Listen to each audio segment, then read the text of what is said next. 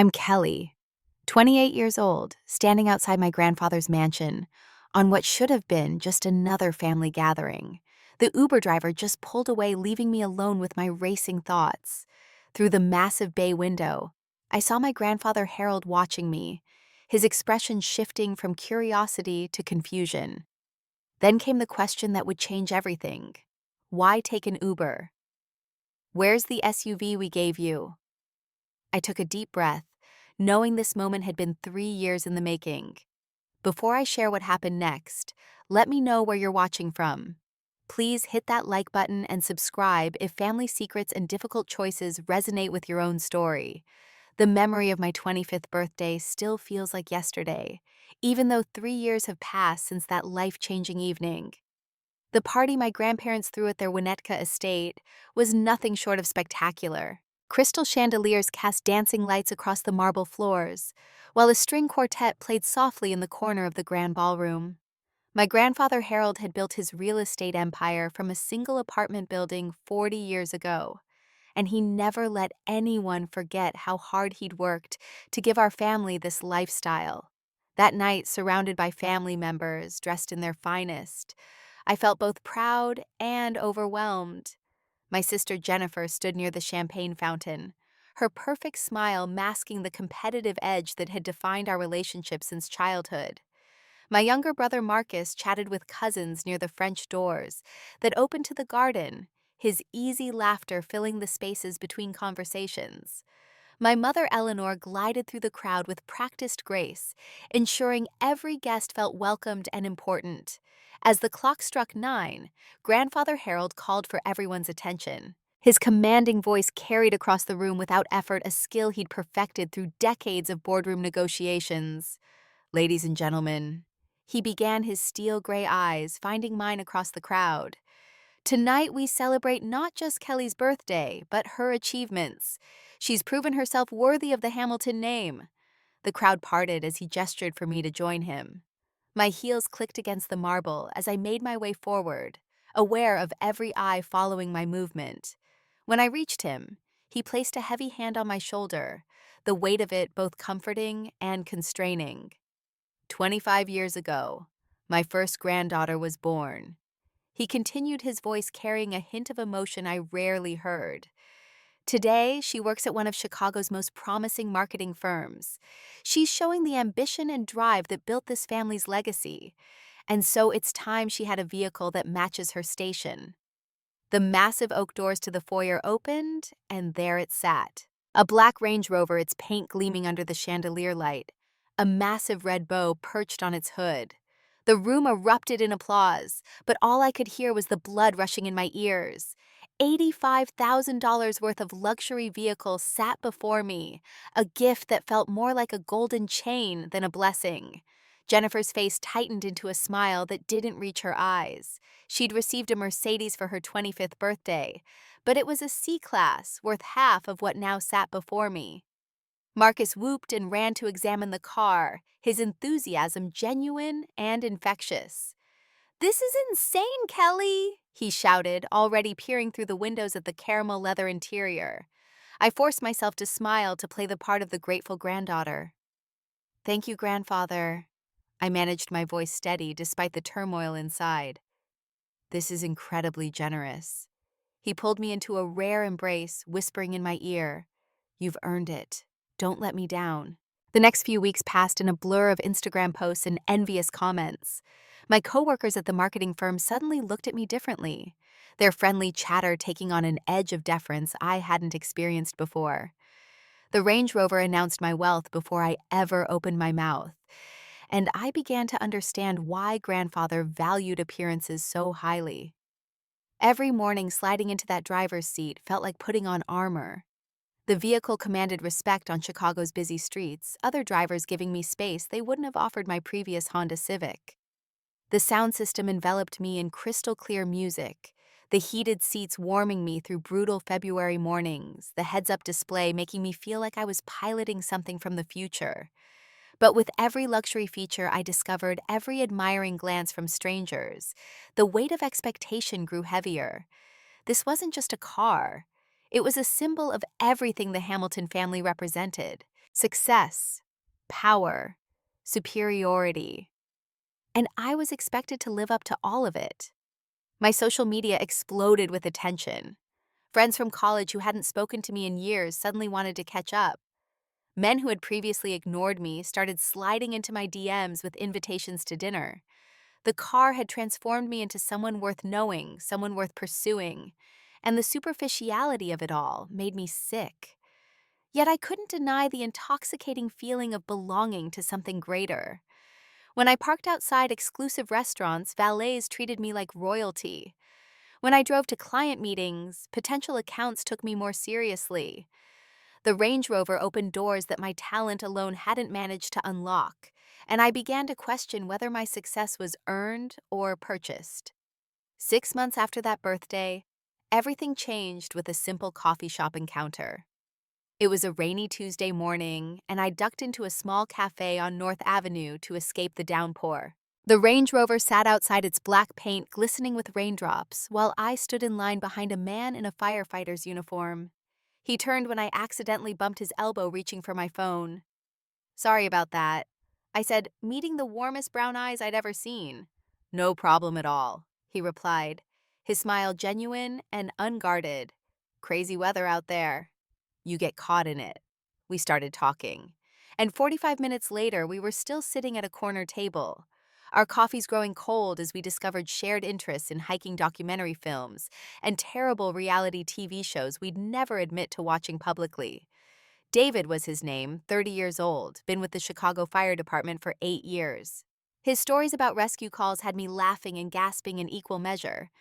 When he asked for my number, I felt something I hadn't experienced in months. Genuine interest from someone who knew nothing about my family, my grandfather's empire, or the expensive vehicle waiting outside. He saw just Kelly, not Kelly Hamilton, of the Hamilton real estate dynasty. Our first official date was 3 days later. When he texted that he was outside my apartment building, I panicked.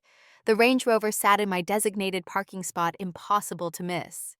I made a split-second decision that would define our entire relationship. I texted back that my car was in the shop. Could he pick me up instead? David arrived in a well-maintained but clearly aging Ford F-150, the kind of truck that had seen honest work and bore its scars proudly. He jumped out to open my door, an old-fashioned gesture that made my heart skip. "I picked this little Italian place in Lincoln Park," he said suddenly, seeming nervous. "Hope that's okay." The restaurant was small, family-owned, the kind of place my grandfather would never set foot in. The tables wobbled slightly. The wine list was limited, and the breadsticks came in a plastic basket. It was perfect. David insisted on paying, and I watched him discreetly check the bill total before pulling out his credit card.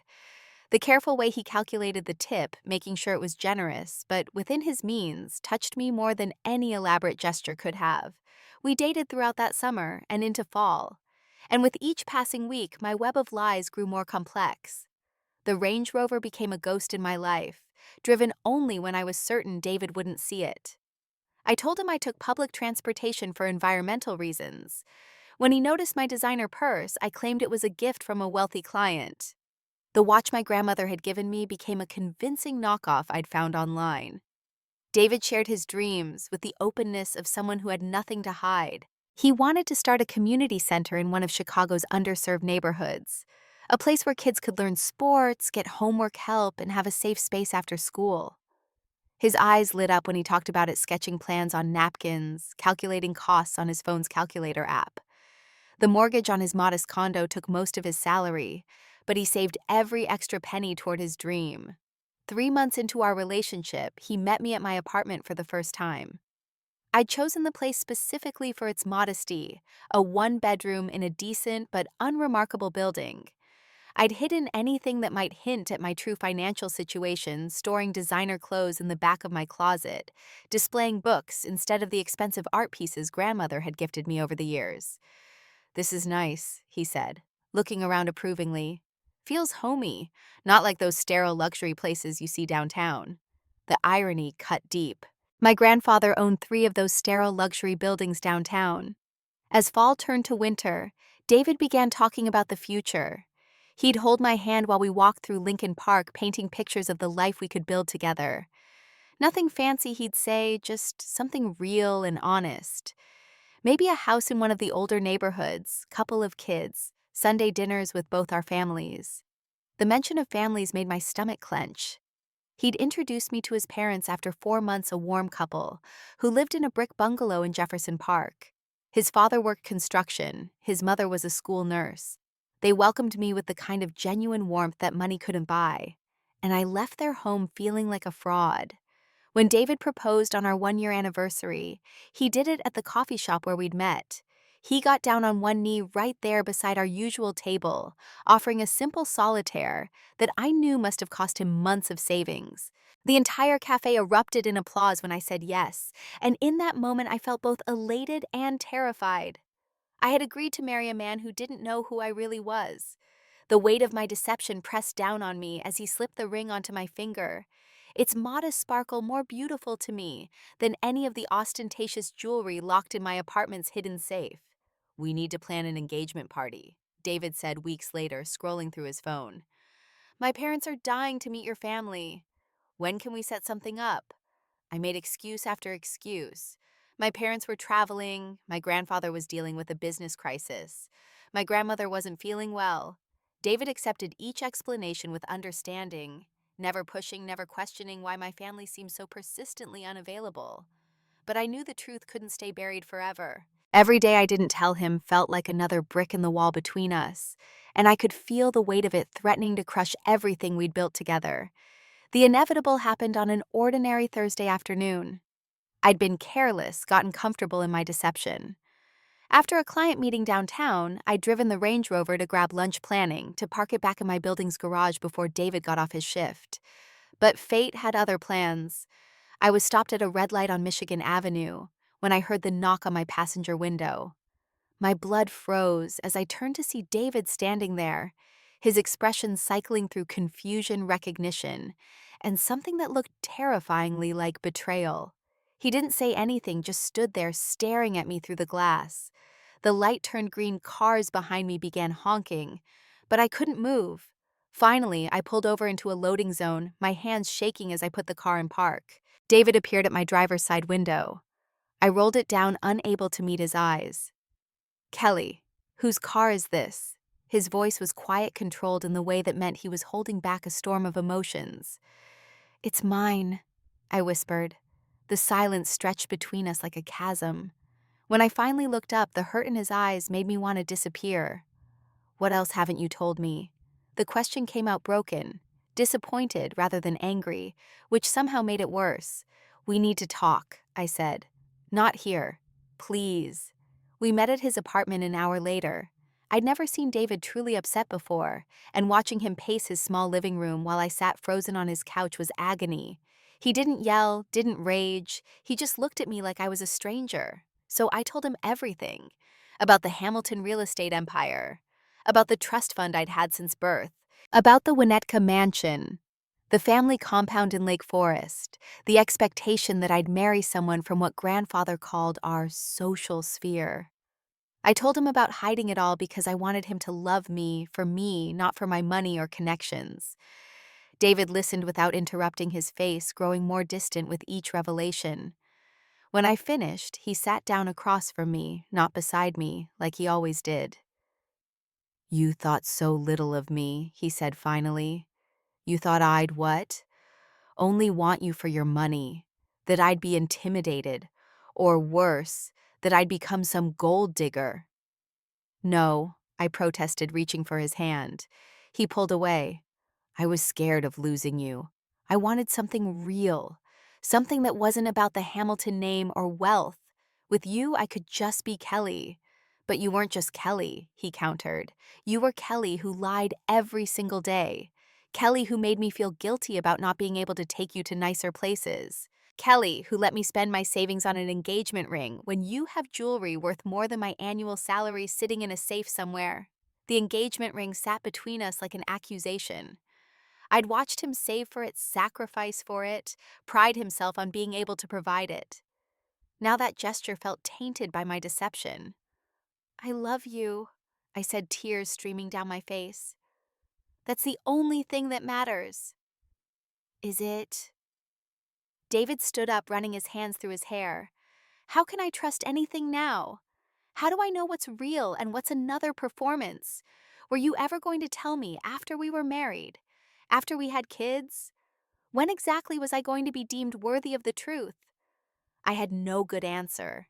Every scenario I'd imagined for revealing the truth had ended badly, so I'd kept pushing it off, hoping somehow it would become irrelevant. But secrets like mine didn't disappear. They metastasized. I need time, David said finally. I can't process this right now. I need you to leave. The drive home in the Range Rover felt like a funeral procession. Every luxury feature I'd once enjoyed now mocked me. The heated leather seats couldn't warm the chill in my chest. The premium sound system couldn't drown out the echo of David's disappointed voice. The car that had once made me feel powerful now felt like a prison of my own making. I called my mother that night, sobbing into the phone as I confessed everything. Eleanor Hamilton listened with the patience of someone who'd seen this story before. I did the same thing with your father, she said quietly when I'd finished. Hid my background from him when we met. I was a waitress at a diner near his college. He assumed I came from money because I carried myself a certain way, dressed well with thrift store finds I altered myself. I let him believe it until his parents invited me to Martha's Vineyard for a weekend. What happened? Your grandmother took one look at me and knew exactly what I was. But your father fought for me. He said he loved me for exactly who I was, not who his parents wanted me to be. It took years for Harold to fully accept me, and sometimes I think he still sees me as the girl who trapped his son. But your father and I have been married 32 years. Love can survive truth, sweetheart. It can't survive deception. Her words gave me hope, but I knew David wasn't my father. He had his own pride, his own sense of integrity that my deception had violated. Days passed with no contact. I threw myself into work, but every presentation, every meeting, every success felt hollow without someone to share it with. A week later, my phone finally rang. David's name on the screen made my heart race. "Can we talk?" he asked. In person. We met at the coffee shop where it all began. He looked tired, worn down by a week of processing everything I dumped on him. But he was there, and that had to count for something. The family intervention came swift and merciless once word reached my grandfather. Jennifer, ever the opportunist, had seen David and me at the coffee shop and correctly interpreted the reconciliation taking place. Within hours, she'd informed Grandfather Harold that his youngest granddaughter was engaged to a public servant. The summons came via my father, Thomas Hamilton, a man who'd learned long ago that the path of least resistance with Harold led to the most comfortable life. "Your grandfather wants to see you," he said over the phone, his tone apologetic but firm. "Tonight, 8 o'clock. The whole family will be there." The whole family meant judgment by committee. It meant facing not just grandfather, but the entire Hamilton clan, each member invested in maintaining the reputation and status we'd all benefited from. I thought about refusing, about simply not showing up, but I knew that would only delay the inevitable and possibly make things worse for David and me. The Winnetka mansion looked especially imposing that night, its windows glowing like watchful eyes. I parked the Range Rover in the circular drive, noting the other family vehicles already present. Jennifer's white Mercedes, Marcus's BMW, my parents' matching Audis, and of course, grandfather's vintage Rolls-Royce, a monument to old money and older values. Dorothy, my grandmother, met me at the door. Her expression was unreadable, a skill she'd perfected during 50 years of marriage to Harold Hamilton. She squeezed my hand briefly before leading me to the study where the family had gathered. Grandfather sat behind his massive mahogany desk, like a judge preparing to pass sentence. My father stood by the window, clearly uncomfortable. My mother perched on the leather sofa, her posture perfect, despite the tension radiating through the room. Jennifer lounged in one of the wingback chairs, barely concealing her satisfaction. Marcus gave me a sympathetic look from his spot near the bookcase. So grandfather began without preamble. "I understand. Congratulations are in order. You're engaged to a firefighter."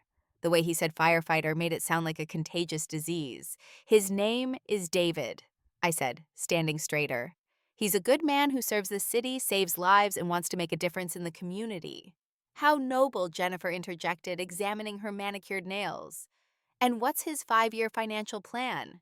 How does he intend to maintain the lifestyle you're accustomed to? Or are you planning to live in suburban mediocrity, clipping coupons and shopping sales? That's enough, Jennifer, my mother said quietly. But grandfather raised his hand for silence. Your sister asks valid questions, he said, his gray eyes fixed on me. The Hamilton name carries weight in this city. It opens doors, creates opportunities, demands respect. What happens when you're Mrs. David something or other, living in a 3-bedroom ranch house struggling to pay for your children's education? What happens to the legacy we've built? I felt my temper rising, a rare occurrence in this house, where emotional control was valued above all else. You mean what happens to your legacy? I shot back. What happens when you can't parade me around at charity galas as another successful Hamilton? When you can't use my marriage to forge another business alliance? The room went silent. Even Jennifer looked shocked. Nobody spoke to Harold Hamilton that way, especially not in his own study. Careful, little girl. Grandfather warned, his voice low and dangerous. You're walking on very thin ice.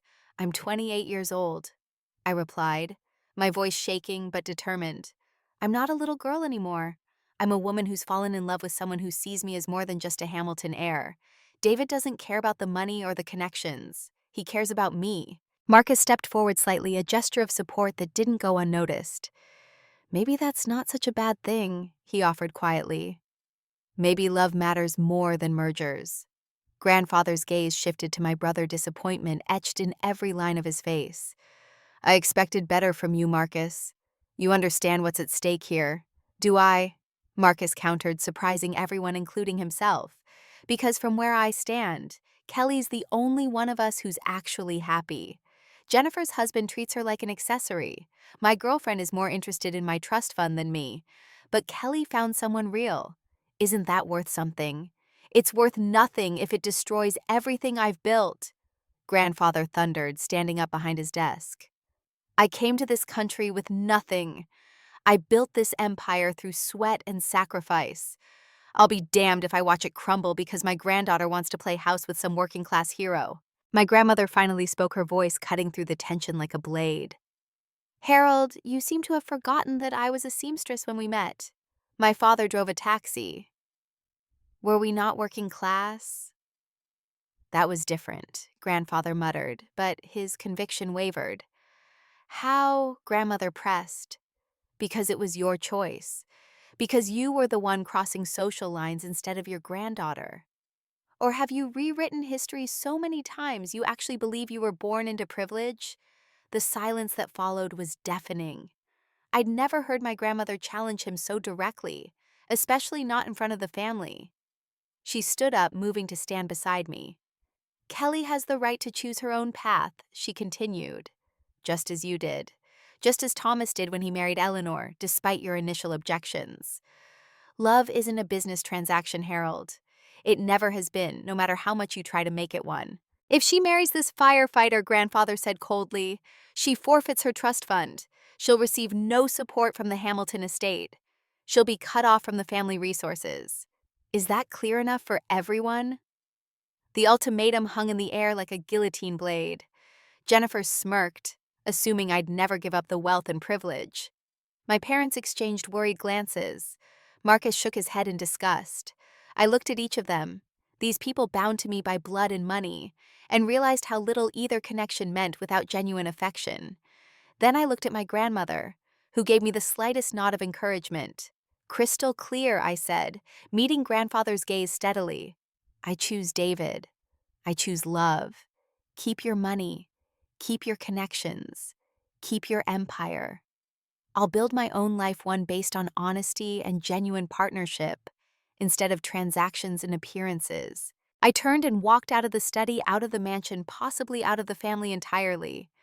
Behind me, I heard grandmother's voice, calm and clear.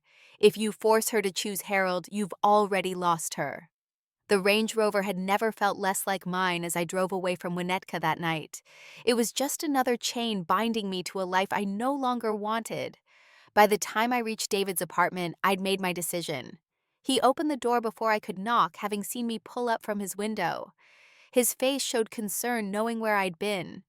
How bad was it? He asked, pulling me into his arms. I'm officially disowned if I marry you, I said into his chest. No trust fund, no family support, no Hamilton resources. I felt him tense. Kelly, I can't let you give up everything for me. I pulled back to look at him. You're not letting me do anything. I'm choosing. I'm choosing us over them, love over money, partnership over transaction. Unless you've changed your mind about wanting to marry a formerly rich girl with a complicated family. His kiss was answer enough. The decision to sell the Range Rover came naturally, like shedding skin that no longer fit. David tried to talk me out of it at first, arguing that it was mine regardless of what it represented. But I needed the break to be complete, the transformation to be total. Besides, I had a better use for the money. The dealership offered $70,000 for it, a decent price for a 3-year-old vehicle with low mileage. I took the check and drove away in a sensible Honda CR-V, feeling lighter with every mile between me and that symbol of my old life. That money became the seed funding for David's community center dream. When I presented him with the check, he stared at it like it might disappear if he touched it. I can't accept this, he said, pushing it back across the table. This is your money. No, I corrected. This is our investment in our future, in the community we want to build, in the life we're creating together. The Range Rover was never really mine anyway. It was a leash disguised as a gift. This is us turning that leash into something meaningful. We found a small storefront in Pilsen, a neighborhood where David had worked for years, and built relationships with local families. The space needed work, but David's firefighter buddies volunteered their labor, turning it into a functional community center over the course of 3 months. We painted murals on the walls, installed basketball hoops in the small courtyard, created homework stations with donated computers. The wedding happened 6 months after the family confrontation. We kept it small, intimate, just 40 guests in the backyard of David's parents' house. I wore a simple dress I'd bought off the rack at Nordstrom, not the designer gown that had been hanging in my childhood closet since I was 16, selected by grandmother for the society wedding she'd always envisioned. Marcus was the only Hamilton who attended, serving as one of my witnesses, despite knowing it would damage his standing with grandfather. He hugged me tight before walking me down the aisle, whispering, "You're the bravest person I know." David's family embraced me completely, his mother fussing over every detail, his father building an arbor for us to marry under. Their joy was genuine, uncomplicated by social calculations or business implications. When David's 4-year-old niece scattered flower petals with chaotic enthusiasm, everyone laughed instead of worrying about appearances. The ceremony itself was perfect in its simplicity. David had written his own vows, promising not wealth or status, but partnership support, and endless terrible jokes to make me laugh on hard days. I promised honesty, courage, and to always see him as the hero he was, whether he was fighting fires or teaching kids to shoot basket tops. 6 months into our marriage, we lived in a 2-bedroom apartment in Logan Square. Nothing fancy, but it was ours. Every piece of furniture we'd chosen together. Every picture on the wall represented a memory we'd made. The kitchen was tiny, but we cooked together every Sunday, dancing to music from David's ancient Bluetooth speaker. I'd found a new job at a small nonprofit, using my marketing skills to help organizations that couldn't afford big agencies. The salary was a third of what I'd made before, but the satisfaction was worth more than any paycheck. My colleagues knew nothing about the Hamilton name or empire. To them, I was just Kelly, the woman who brought homemade cookies to meetings and stayed late to perfect grant proposals. One Thursday evening, I was preparing dinner when the doorbell rang. David was still at the station, not due home for hours. I opened the door to find my grandmother standing there, looking smaller and older than she had at the mansion, but somehow more real. "May I come in?" she asked, and I noticed she was alone, no driver waiting in a town car below. We sat at my small dining table, and she looked around the apartment with genuine interest. "This reminds me of my first place with your grandfather," she said softly. "Before the money, before the empire. When we were just Harold and Dorothy trying to make our way." She reached into her purse and pulled out an envelope. I started to protest, but she held up her hand. "This isn't from the family trust. This is mine from before I married your grandfather.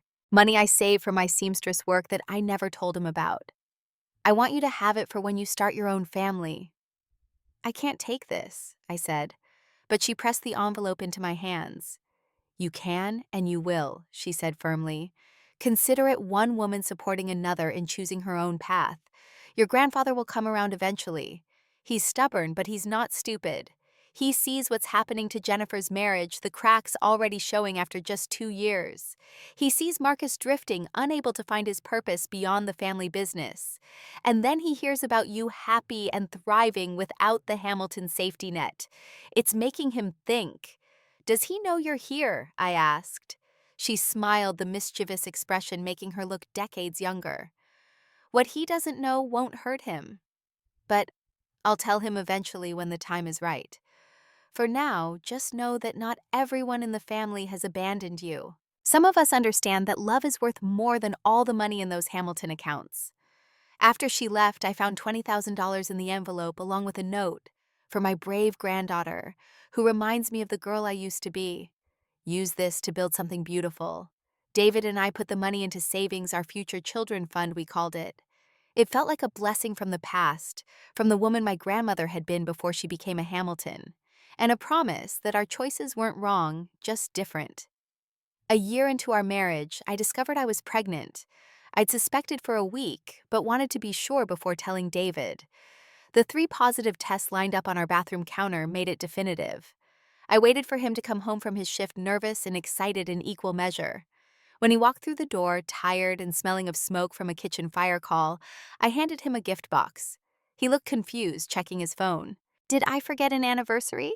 Your birthday's not until next month. Just open it, I urged, barely containing my anticipation. Inside was a tiny firefighter's helmet I'd found online, miniature and perfect.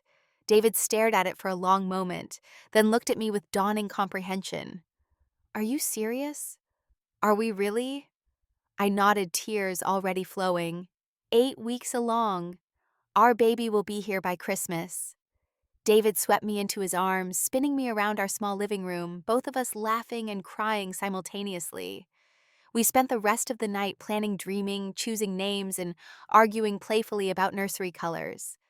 The news reached my family through Marcus, who I'd told in confidence, but who couldn't keep the joy to himself. Within days, my phone rang with a number I hadn't seen in months. My mother. Is it true? She asked without preamble. You're pregnant. Yes, I confirmed, waiting for judgment or disappointment. Instead, I heard her crying. I'm going to be a grandmother, she whispered. Oh, Kelly, I'm so happy for you. How are you feeling? Are you taking vitamins? Do you have a good doctor? We talked for an hour, the longest conversation we'd had since my wedding. She offered to come to appointments to help decorate the nursery, to be present in whatever way I'd allow. The baby had created a bridge that my marriage couldn't, a connection that transcended the family divide. 2 weeks later, Marcus called with shocking news. Grandfather had collapsed during a board meeting, a mild stroke that left him weakened but cognizant. He was in Northwestern Memorial, the same hospital where I'd be delivering in 6 months. David drove me to the hospital, insisting on coming despite my protest that this was family business. You are my family, he said simply. Where you go, I go.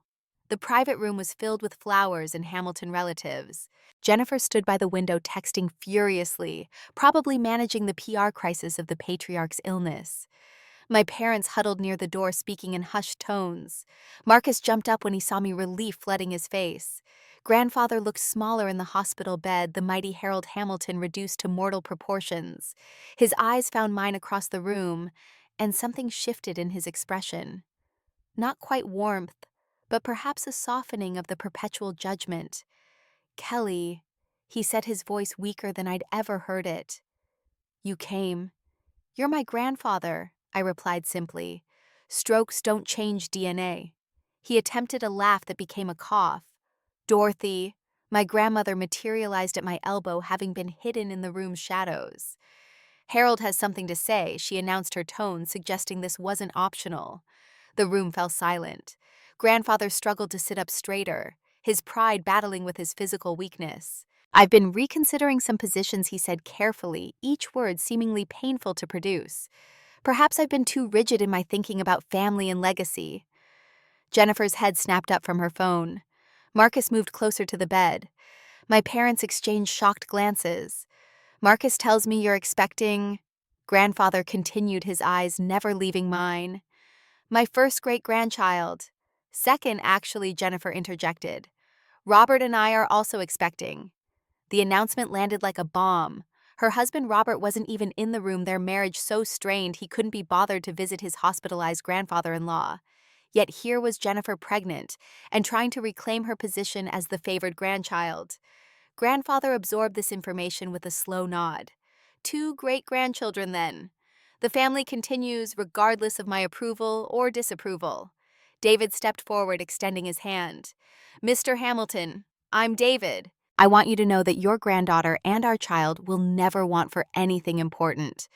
Love stability, values education. Maybe not luxury cars or trust funds, but everything that actually matters. Grandfather studied David for a long moment, then slowly reached out to shake his hand. The firefighter, he said, but without the earlier disdain. Kelly says you're building a community center. David nodded, explaining our vision while Grandfather listened. Really listened, not just waiting for his turn to speak. When David finished, Grandfather was quiet for a moment. My father was a laborer, he said, suddenly surprising everyone. Broke his back building other people's dreams. I swore I'd never be him, never struggle like that. But somewhere along the way, I forgot that his struggle had dignity, purpose. He built things that mattered even if they didn't make him rich. The room was silent, everyone processing this unprecedented vulnerability from the Hamilton patriarch. Then Grandfather looked at me again. Name the child Harold if it's a boy, he said. Not as a command, just as a request. From a grandfather who's perhaps learning that legacy isn't always what we think it is. I felt David's hand squeeze mine. We'll consider it, I said diplomatically. That's all I can ask, Grandfather replied. And for the first time in my life, I saw him accept something less than total compliance with grace. The present moment arrived with all its complexity as I stood before the mansion once again. 2 years had passed since that hospital reconciliation, and baby Emma was now a toddling force of nature with David's warm eyes and my stubborn chin. Grandfather had recovered from his stroke. Though he walked with a cane, now his invincibility forever shattered.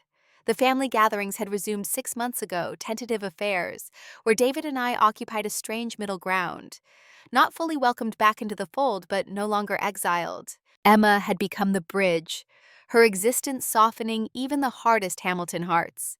Why take an uber-grandfather's question hung in the air, as he stood in the doorway leaning heavily on his cane.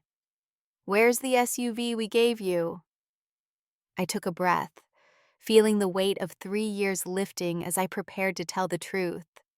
Grandfather, that SUV was never really mine. It was a symbol of what you wanted me to be, not who I actually was. David's truck pulled up behind me right on time. He got out, lifting Emma from her car seat, her delighted squeal echoing across the manicured lawn. She toddled toward the mansion, drawn by the fountain she loved to throw pennies into. I sold it. I continued watching Grandfather's face carefully. Use the money to help build something real. David's community center has after-school programs for over 100 kids now. That Range Rover became Homework Help Basketball League's summer camps. It became something that matters. Grandfather watched Emma chase a butterfly across the lawn, David following protectively. Your daughter looks like Dorothy, he said finally. Same determined expression when she wants something. She's stubborn like her mother, David added, joining us with Emma in his arms. And brave like her, too. The two men regarded each other, the self-made millionaire and the civil servant, so different, yet both shaped by work and sacrifice. Emma reached for her great-grandfather, and hesitantly he held out his arms. Gampa, she declared, patting his cheek with a chubby hand. Inside the mansion, the family had gathered for Dorothy's birthday. Jennifer was there with her second husband, her first marriage having crumbled exactly as predicted. Marcus had finally broken free, starting his own sustainable architecture firm, with Grandfather's reluctant blessing. My parents seemed lighter somehow, as if my rebellion had given them permission to relax their own rigid adherence to Hamilton expectations.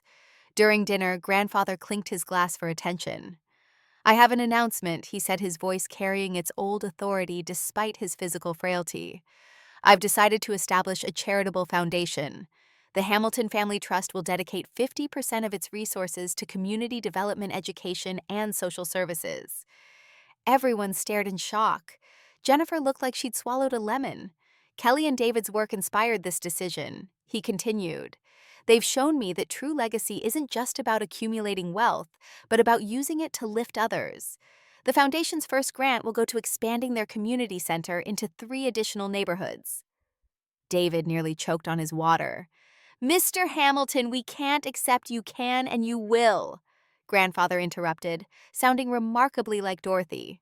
"Consider it an investment in my great-granddaughter's world. I want Emma to grow up knowing the Hamiltons built more than just office towers and shopping centers. We built communities." After dinner, as we prepared to leave, Grandfather pulled me aside. He reached into his jacket and withdrew a small velvet box. "This was Dorothy's from when we were young and poor and foolishly in love," he said, revealing a simple gold locket. "Before I could afford diamonds, before the empire, before everything became complicated. I want Emma to have it when she's older, to remember that the Hamiltons weren't always about money. Once we were just about family." I hugged him.